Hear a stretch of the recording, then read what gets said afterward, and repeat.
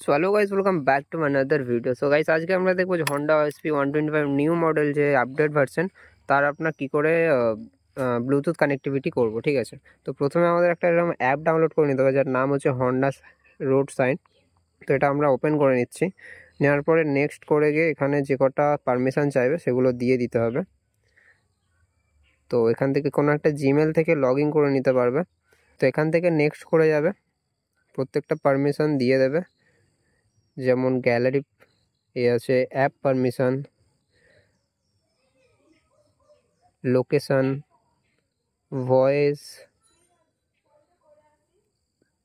Call permission, মেসেজও permission দিয়ে দিতে হবে এখান থেকে। তারপর এখান থেকে নেক্সট করে যাবে।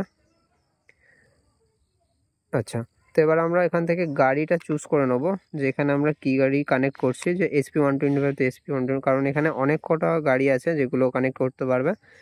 আর এখান থেকে প্রথমে আমাদের সেটিংয়ে যেতে হবে। তো এখান থেকেই যেটা মোডগুলো চেঞ্জ করা যায়, তো এটা বিস্তারিত জানতে গেলে একটা ভিডিও বানিয়ে দেবো। তো নিচে পিন কমেন্টে দেখা যাবে, যে ওটা তোমরা দেখে নেবে, চেক করে নেবে। তো প্রথমে আমরা এখান থেকে জেনারেলে যাব, ব্লুটুথ অপশানে আসবো। এখানে গিয়ে এটাকে লং প্রেস করে রাখলে পেয়ার অপশানে চলে আসবে। তো পেয়ারিং হয়ে গেছে। তো SP 125 এখানটা আমরা সিলেক্ট করে নেক্সট করে দেবো। নিচে চলে যাব। তো এখান থেকে গাড়ির ডেটা আরও চেক করে নিচ্ছে। তো চেক করে নেওয়ার পর অটোমেটিক কানেক্ট নিয়ে নেবে। তো ভিডিওটা ভালো লাগলে লাইক করে দেবে, সাবস্ক্রাইব করে দেবে। ভিডিওটা আজকে এই পর্যন্তই, দেখা হচ্ছে নেক্সট ভিডিওতে।